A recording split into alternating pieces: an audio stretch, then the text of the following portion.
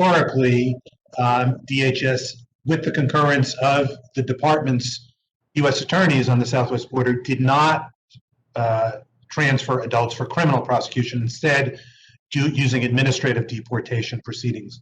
There were some exceptions. There's a GAO report that identified a 0.3% figure, and I think it was 2016. But generally speaking, the policy was to not send adult units. So in other words, this was quite a change from previous standing policy and practice. At least since 1992, we Right. saw that was the case. I think that's really important because some would have us believe that this is no different than previous policy, and your own report finds quite the opposite. It was a drastic change in previous policy and deliberate. According to your findings, did DHS thoroughly vet the policy? DHS apparently did not. We both through our work at DOJ and looking at the DHS OIG report, they identified serious problems with how DHS coordinated with the Health and Human Services Agency. And nonetheless, they went forward with the policy. That's correct.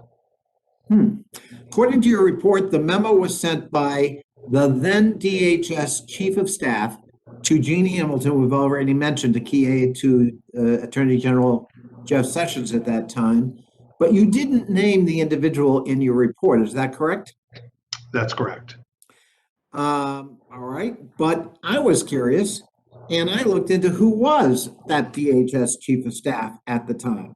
Well, and lo and behold, it was none other than Chad Wolf, the same Chad Wolf who held himself out as the acting secretary of DHS, even though GAO and multiple courts found that he was actually acting illegally because he had not been confirmed for that position.